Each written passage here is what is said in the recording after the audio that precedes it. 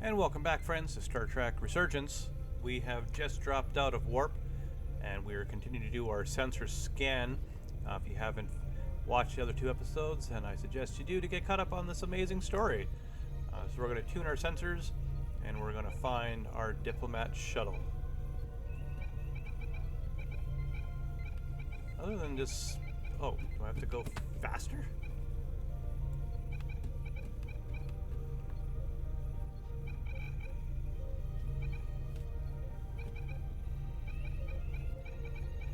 Oh, okay. Big circle. I was going left to right there. There we go.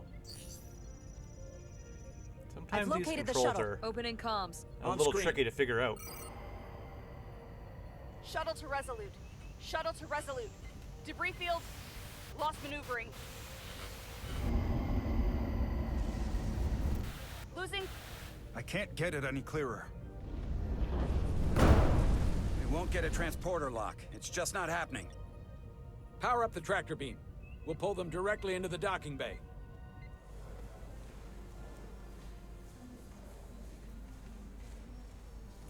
Diaz, you good to run the tractor emitter? Yes, sir. You sure? I'm sure. Excelsior. Awesome. Come on, Diaz. First thing, lock onto the shuttle and stabilize the rotation.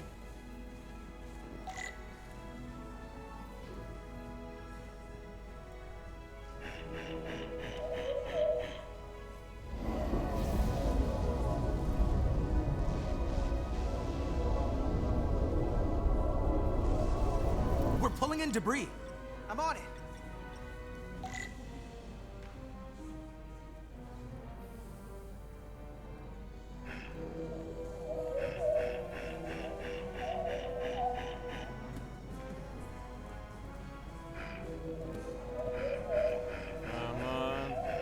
This really bounces. This is quite fun, actually. Oh, get out of there. That's my shuttle.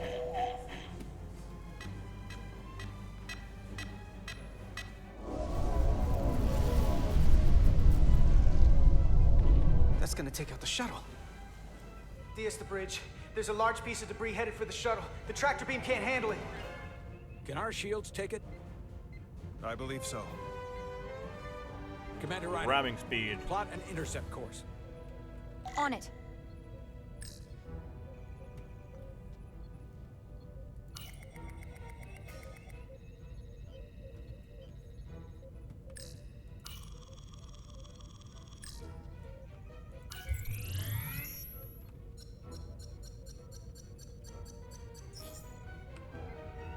Here we go. Maneuvering thrusters bearing 53 Mark 17, 200 meters on an intercept course. Maneuvering.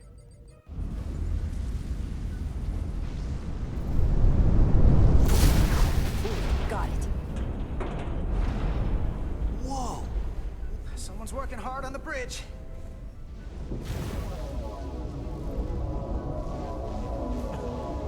You definitely would have thought phasers would have been good, but...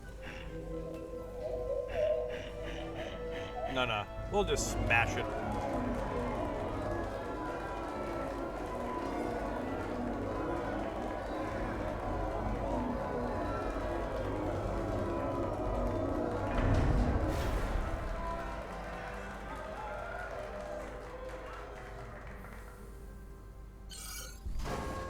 We got the shuttlecraft on board.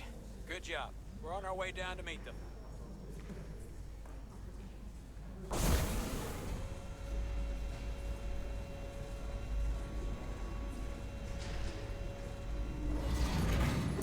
Terra firma, so to speak. Oh, Ambassador Spock. Oh! I'm kind of fangirling right now. I did not expect to see Spock. Holy crap. I have goosebumps. This is awesome. This is so awesome. Oh my god, this is so awesome. I'm sorry. I'm just gonna fangirl. Whew. Okay, I'm a professional surfer. Officer, let's go talk to Spock.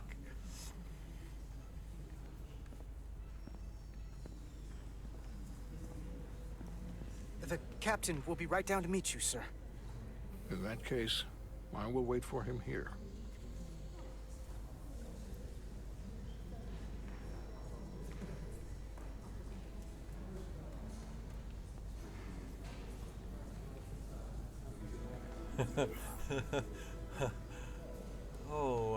What do you say? I would be like, I'll go with the rough landing. Apologies for the landing, Ambassador. I was operating the tractor beam, sir. I take responsibility. Our arrival was the smoothest part of our journey. Your artistry with a tractor beam is commendable. We thought we were prepared for our arrival in Hotari space, but it is evident my craft was not sufficiently robust for such intense ionic activity. The storm has been pretty intense. There was an element that was most unusual. Before you came to our aid, our maneuvering thrusters and impulse engines were rendered inoperable. So we attempted a short traversal at warp speed, only to find that we could not achieve warp at all, even though our diagnostics computer showed no faults or anomalies. What do you make of that? When all indications say that warp speed is possible, but in practice, we find it is not. Well, this storm is one of the strangest phenomena we've ever encountered. It's disrupted other systems. Who knows what it might do to a warp drive? Yes, it would seem further investigation is called for. Take readings, run some additional diagnostic checks. Yeah, I We'll don't get want to the bottom of this. necessarily blame the computer. Quite logical. Petty Officer, Carter Diaz. Sir. thank you. Ambassador Spock, Excuse me. I'm honored to have you aboard. I'd like to get right to it. We're already behind.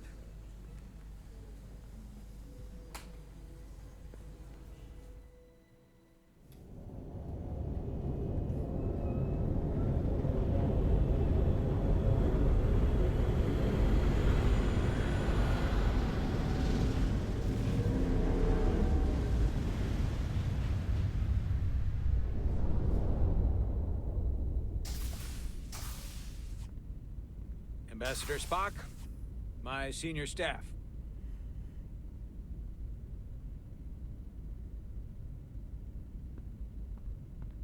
It's not every day that a captain gets to welcome a Starfleet legend aboard.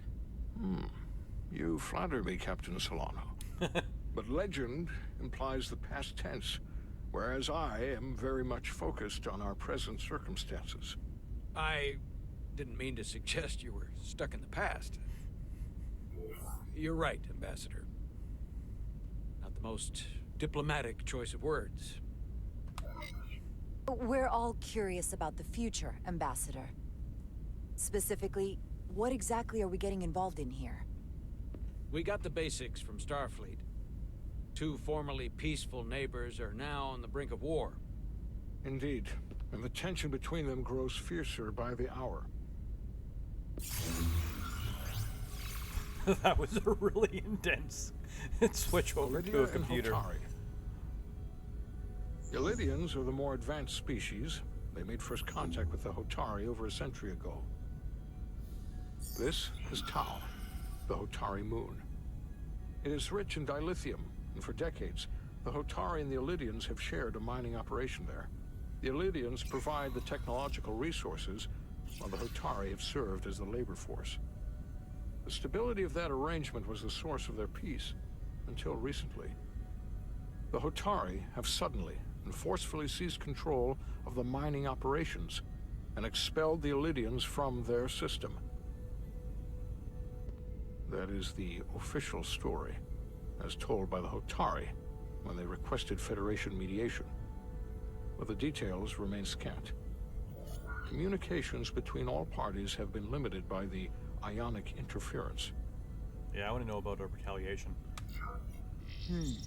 Have the Illydians retaliated against the Hotari? Or taken any action against them? Surprisingly, they have not yet responded in kind. They were open to a Federation presence, but it is unlikely the relatively primitive Hotari forces would stand a chance against the Elydian fleet in open war. Left unchecked, this conflict will result in more bloodshed, which is what we are here to prevent. And the dilithium trade hangs in the balance. Clearly, the Hotari have been exploited in this relationship. Maybe we can persuade them peace is the more profitable alternative for everyone. They both profited from the mines. And for the Hotari, something is better than nothing. Peace is our objective, after all. Yeah, That is correct. The Hotari just won their Oh, independence. no. It's hard to believe they would give that up just for profit. I meant to hit 3 and I agree. hit 1. It would be exceedingly difficult to bring the Hotari to that position. Neither the Elydians or the Hotari are members of the Federation, so we can't make them do anything. There is an additional complicating factor I should mention. In the past, the Federation has relied on the Elydians as a source of dilithium. That certainly changes things. Federation sources its dilithium from a lot of places. Yeah, and this is one of them. I'm gonna go with 3. So we've already played a part in this. Unfortunately, that is indeed the case, Commander Rydek. We're morally obligated to make this right. Hold on. Our only obligation is to negotiate the peaceful resolution of this conflict. Given the Federation's involvement in the Elydium dilithium trade, Captain Solano and I must make every effort to appear neutral in these negotiations. What worries me is if this whole thing unravels, and we're at the mercy of the storm at less than full strength. We can't let it come to that. Considering what the Ion Storm has done to our ship, and the Ambassador's shuttle, we have to assume the Elydian fleet has had problems with it as well. This recent surge in the energy disturbance temporarily levels the playing field. Commander Westbrook is correct. The energy anomalies around the Hotari systems have been noted in the past.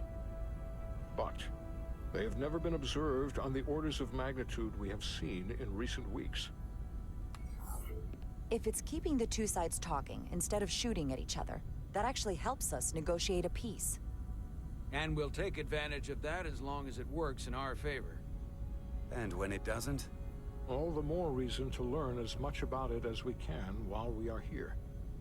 We do not want to be caught unprepared, should the energy anomaly continue to fluctuate. So I trust we understand our circumstances. We're operating on a strict timetable here, and we're going to be leaving for the negotiations shortly. Commander Westbrook, I want you to leverage our systems to investigate the anomaly from here while we're gone. Aye, Captain. Thank you all. Dismissed. I want to speak to both of you privately.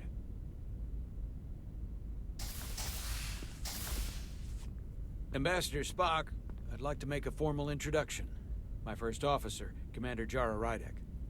Commander, as you are aware, there are limits to what Captain Solano and I can do in our official capacity as representatives of the Federation. But someone in an unofficial capacity, your first officer, for example, would not be bound by those restrictions. Commander Rydek could ingratiate herself to certain parties behind the scenes, where they may be more candid in revealing information that could lead to a resolution. She certainly goes her own way. Maybe that helps in this case. It would be unconventional, but I'm not opposed to it. I'm gonna go with whatever Spock I'm perfectly needs on this happy one. to work outside the lines. And by extension, you will be doing your duty, Commander. Just not too far outside the lines. Well, I hope Commander Rydek will have more luck finding out what really happened than we will through official diplomatic channels. The fate of the negotiations, the interests of the Federation, and the prospect for peace may very well depend on it.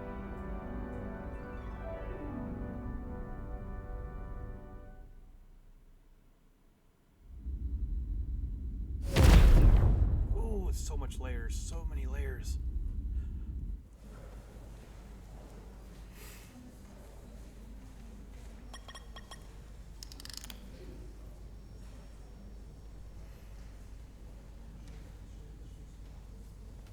Mr. Diaz, I understand you have already discussed the warp drive failure with Ambassador Spock?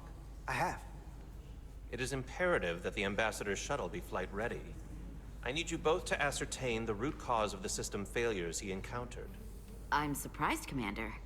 I thought you would have wanted to work on Ambassador Spock's shuttle yourself. I respect the Ambassador and his many accomplishments, but I do not derive any satisfaction from interacting with his shuttle as if it were somehow transubstantiated through its association with him. Especially when I have the entirety of this starship to concern myself with. I am not the chief engineer of this shuttlecraft.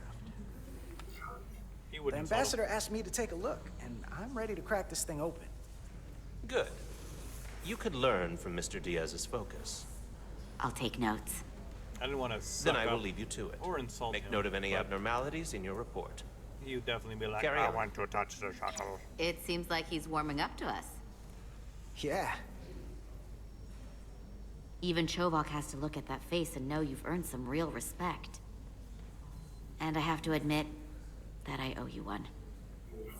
You were right to make me go first. I don't know what I was thinking. Oh, he wouldn't. You did the smart thing. He don't mean anything. You've pulled me out of trouble how many times? Call it even. Okay. At the very least, maybe I can track down that bottle of Saurian brandy you're still on the hook for. But first, we have work to do.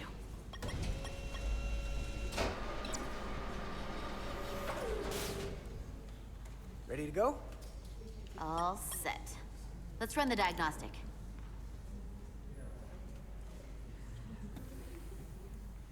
Flicky, flicky.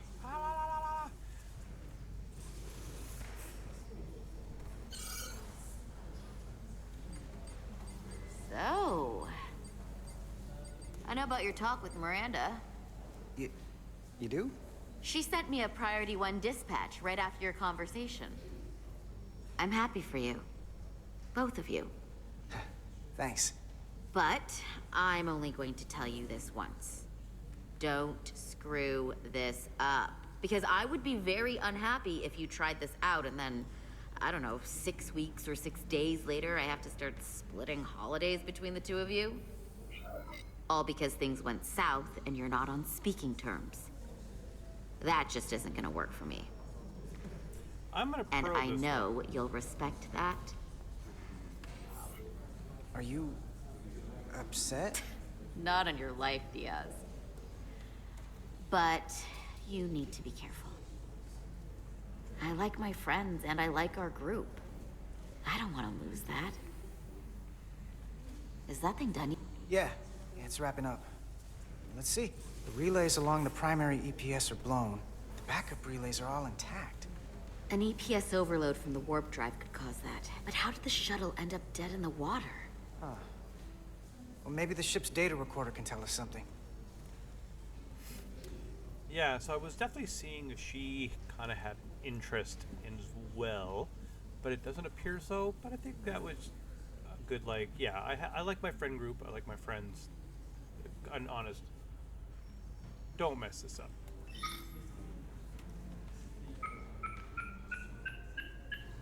Here. They were only about 8 minutes from their plotted warp point. No faults, just those warnings. What are they?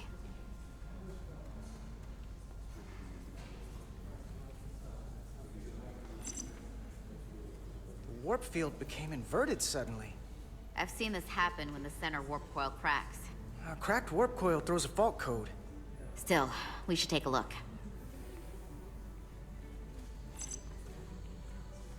There was a complete warp cascade failure. Wow. They're lucky the shuttle didn't turn inside out. Makes me think the computer panicked on the warp field equation. Subspace variance out of tolerance. What does that mean? It means the main navigation array lost sight of space somehow. Will the array going offline cause that? Yes, but it should have also thrown a fault code. Any one of these failures should have thrown a fault. If it was caused by a system failure. None of this caused the relays to blow. Roll forward to when that happened. Yes, ma'am.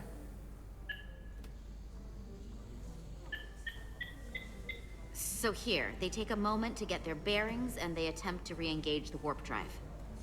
There. That's the relays blowing. Kind of like how we get to interact with the displays. Kind of give you an idea of how it would really be. They put a lot of thought into this. And look, there's another warp system alert. They're all the same. Subspace variants out of tolerance, or warp inversions.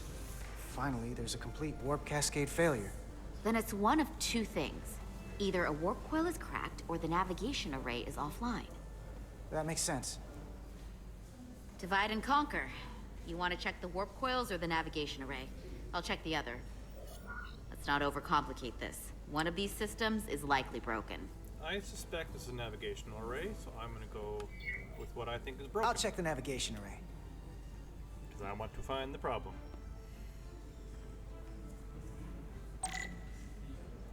Use your tricorder and record and analyze data. Looking through it will reveal the unseen.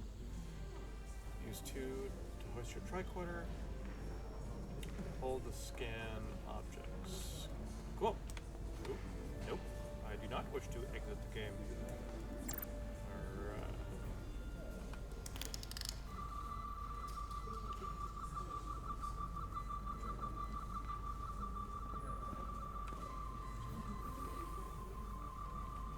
Interesting. Alright, let's have to go in the shuttle or outside of the shuttle?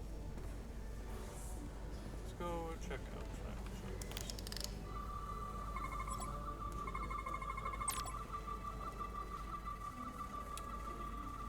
Some objects you can scan and that will activate a deep scan. During a deep scan, you can use Q and E to switch between different scan modes and search for glowing objects. The mode indicators on the tricorder will blink if there's an object to find in that mode. When you have scanned all objects in the frame, it will change color. Hold right mouse button to analyze the data and finish the scan. Alright.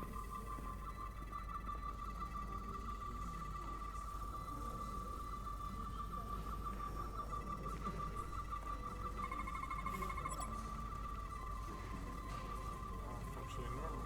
Okay.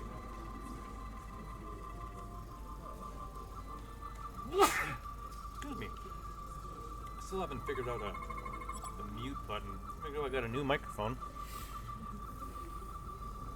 The shuttle subspace sensors are vulnerable to backside interface from these intersystems. Okay.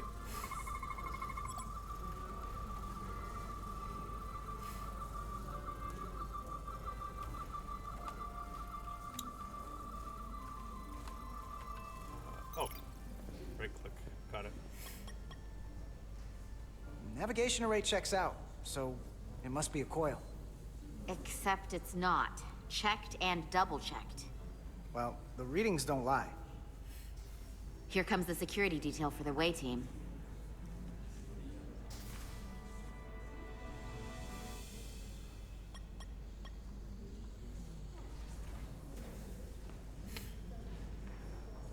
Hey. I'm not here. We're escorting the negotiating team to the surface as soon as they come down from the bridge. I don't want to interrupt some important work. I was just hoping to see you before I go. The captain and the others will be here any minute now. Should be an interesting ride down to the surface. Come on, I'm never too busy to make time for you. That's not true. No. But I am glad you came by. No, that's more accurate. I gotta be precise with you, huh? Hey, Maris. Aren't these those button pushers you're always hanging out with? And you're the phaser jockeys we always beat in Parisi squares, right? All aboard for Hotari. That Phaser another one of the jockeys. captain's railroad things. Gotta be. I just usually zone out by the time he gets to the whole, steam engines were the warp drives of their day part. Catch y'all later. So the captain's You don't wanna miss your tisms are train. trained. I do have to go.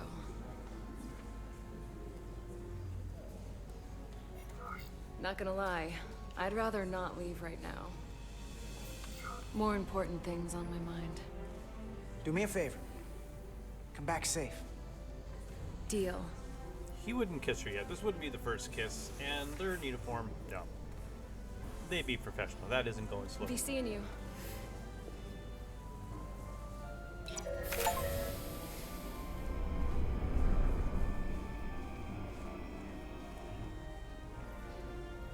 Etzelar Diaz.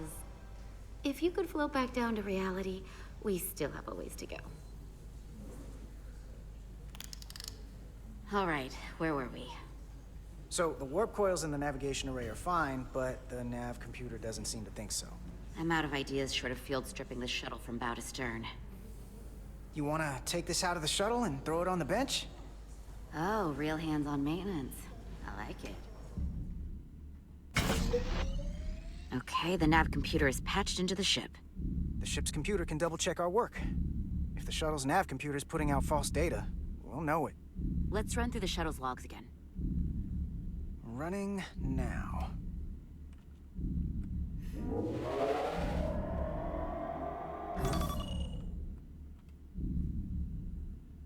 Same. Warp field inversion and a cascade failure. However, the Resolute computer doesn't show the same subspace variance. We're in the same conditions that the shuttle was in when it failed. Why wouldn't the ship's computer get a matching result? What if the subspace variance was a momentary occurrence? That's a possibility, and it would explain why the simulation under our current sensor readings failed to reproduce the issue. But a subspace anomaly strong enough to cause a warp field collapse would leave graviton ripples for days. Let's run with the momentary subspace variance theory for now. Roll forward to the shuttle's attempt to re-engage the warp drive. We need the conditions of space around the shuttle at the moment of warp failure. Interesting. Resuming simulation.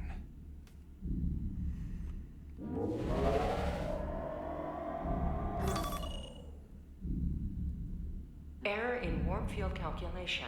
Cochrane formula variables are out of range. That right there. Take the shuttle sensor data from that moment. Computer, why did the warp field calculation fail?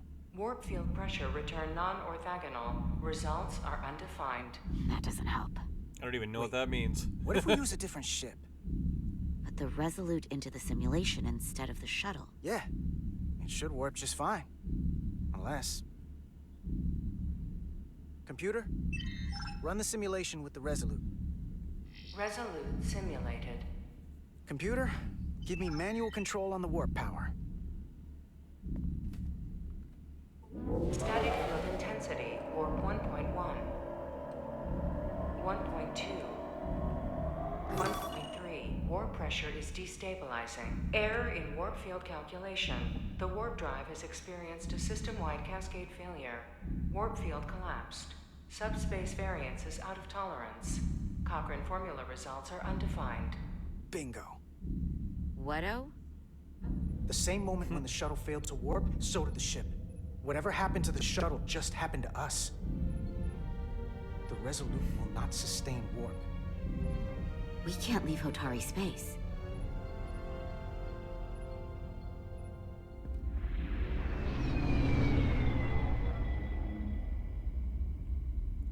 Huh.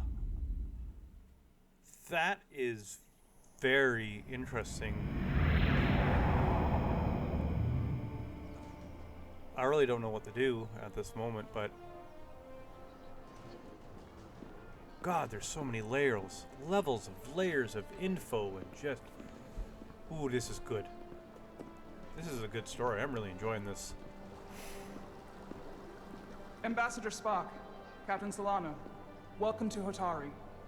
We are honored you have come. My name is Tylos Altaris, Minister of Diplomatic Affairs.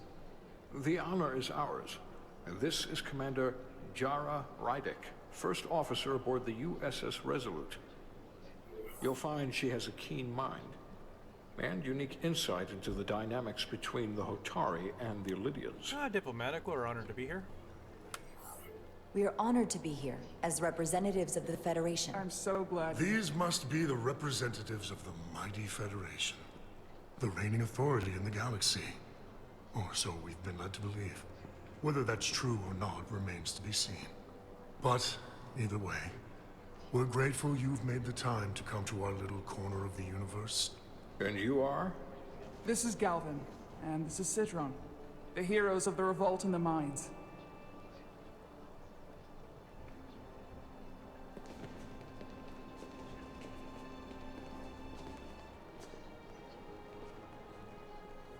Let's hope this is the last time we ever have to come here. If you'll excuse me.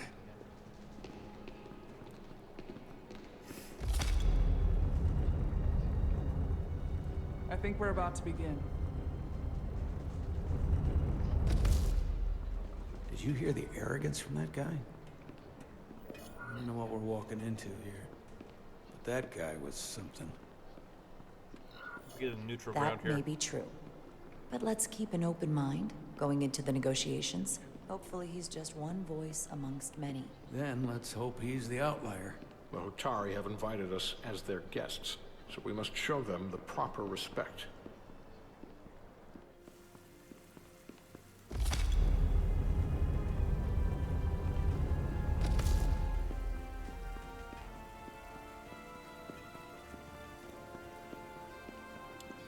It's interesting to see who the culprit is going to be. Yeah, I already foresee a few choices. Betraying my captain, choosing the girl, who lives, who dies. But this one I don't know.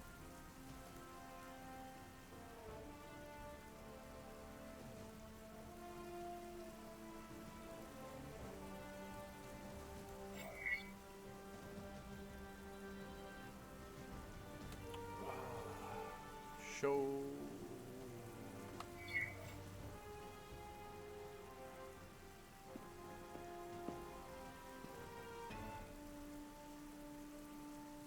Ambassador Spock, welcome to Hotari Prime. The honor is mine, Your Majesty.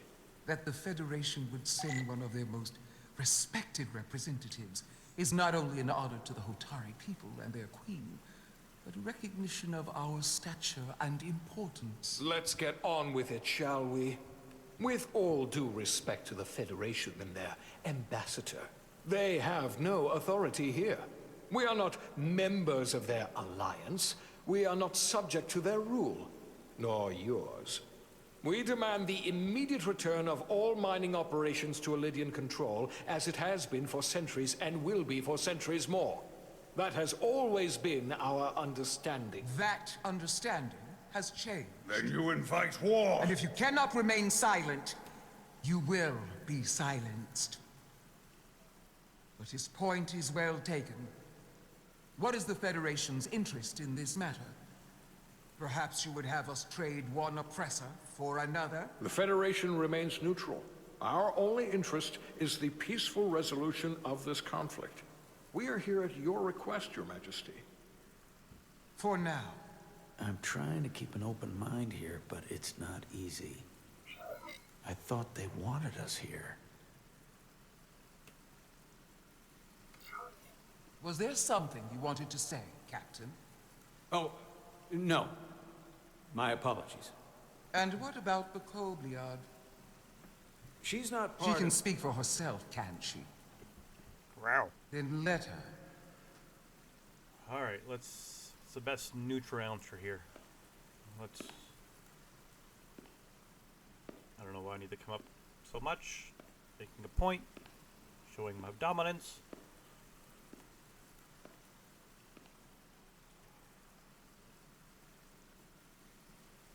Now then, one should know their place.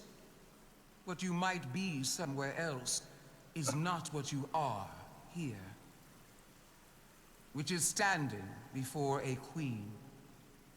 And a queen deserves respect. A bow is not too much to ask. That's fair. Is Hotari Prime, heart of the Hotari system. My apologies, Your Majesty. I meant no disrespect. Better. Yeah, that's fair. You don't want to insult the Kobliad. customs. Your people suffered brutal treatment at the hands of the Cardassians.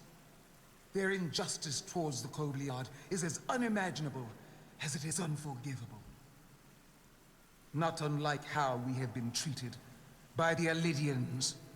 As much as they'd have you believe they are the victims here, remember it was the Hotari who attacked us. Hundreds of innocent Elidians were slaughtered without mercy in those mines. The blood is on their hands, not ours. Quiet! Got a point, but that's my inner dialogue. If I'm not after saying all that out the loud. Tobliard suffered, you finally had the chance to right that wrong, to get out from under their control, would you take it? Don't make sense. Or would you negotiate a peace? Oh, don't make me.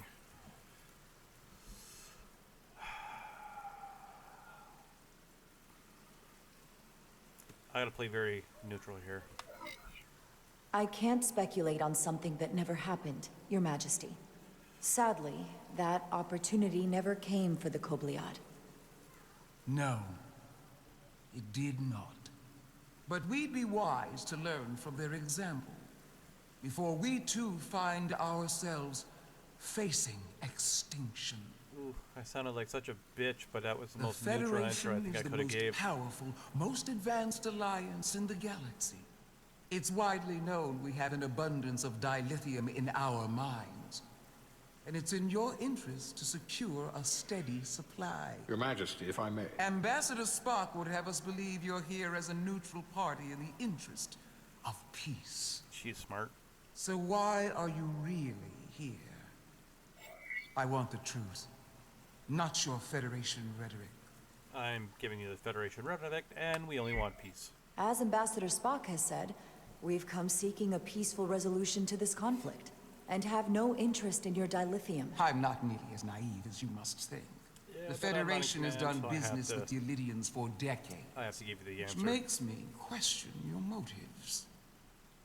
What they haven't said, but cannot deny, is a simple truth. The dilithium trade would not and will no longer exist without Elidian involvement. We created it for the benefit of everyone, especially the Hotari.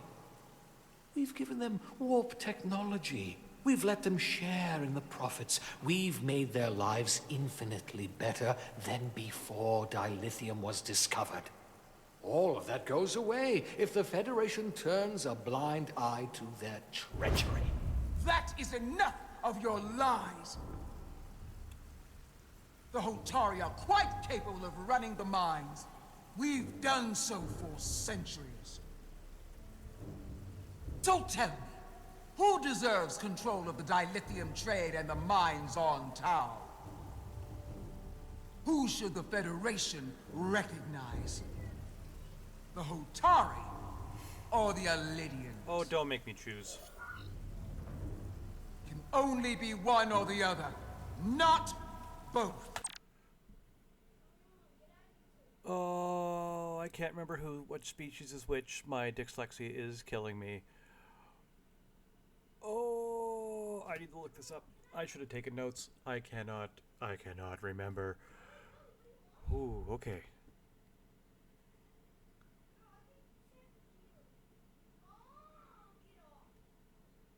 And I'm going to debate this because I needed way more time to just think that.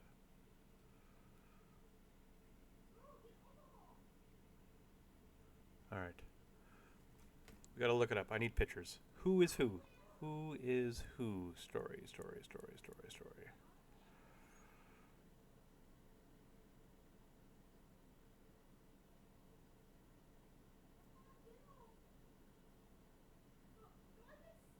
Okay. I gotta see.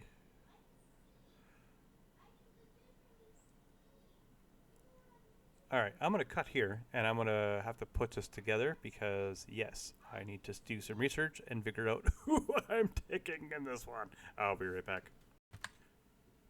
Okay, it took me a while to even figure out who the names are because, yes, if you have not known, I'm dyslexic, and I am bad with names, and I will switch things up. So I didn't want to make the wrong choice of getting the wrong species, who I would pick. So I'll explain my choice now, and then I'll go ahead and do it. So I'm going to choose the name I can't pronounce, basically the more sophisticated creatures. I'm doing that One, because it's on the spot. I don't think I would need more time to in the game to decide that. However, my logic is, as much as I want to stand for the underdog, the ones who are oppressed, I don't know anything really bad that happened. I can't say that what the more advanced species has done was wrong. There probably is some badness there, but I really need to go with there were rebels, they attacked. Did they deserve to get to rebel? Probably. But I have to go with the Federation decision here. I have to go with the alliance of the Duridium. I need to keep that alliance going, and I think that would be what she would pick in this here. So let's resume. We're going to pick the more advanced species, which is one that starts with an A, and then we'll deal with it there. All right, let's see what happens. If there can only be one, then it would be in the best interest of all involved if the Illydians resumed operation of the mines. And that is why we should not trust our fate to the Federation. She speaks sense. You do well to listen to her. And you do well to hold your tongue. We will take back our minds by any means necessary. Then you will see more blood spilled. I am more than willing to address your concerns, Your Majesty. Yours as well, Representative. But I suggest we could have a more productive conversation with a smaller group. Perhaps only the most essential representatives.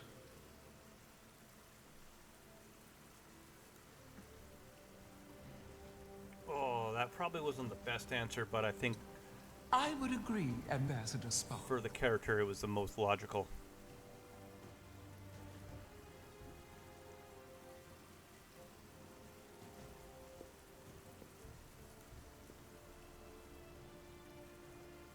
I think this is best left to those of us with more experience in diplomatic matters. That would be correct. I want out. Let me leave. Don't like it.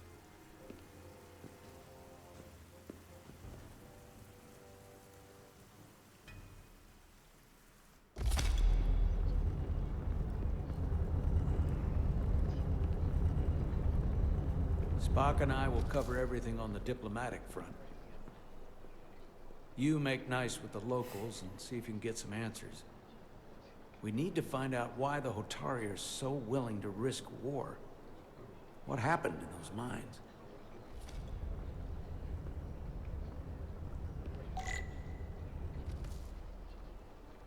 Ooh, that was intense. That was definitely a little stressful. Oh boy, that was... Maybe because we're going to start a war? I have really no idea what the best one to decide it there. Again, I didn't look up any spoilers. I know nothing about the spoilers, so I really am going in blind. But tell me, how would you have handled that situation in that moment with knowing very little? Let me know in the comments. I would be curious to see who decided to go with what, and your logic for that.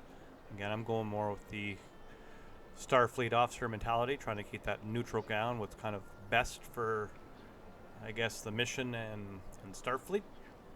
I don't think she would have rattled any feathers there, especially with Spock and the captain. Wasn't the place. She would have said something differently behind closed doors, but I think that one was the most logical decision for her character. All right, we're gonna leave it there. A bit of a long episode, but we are going to cut here and then start our investigation, talking with the locals, see what other information we can find. So again, thank you for stopping by, and we'll continue on the next episode.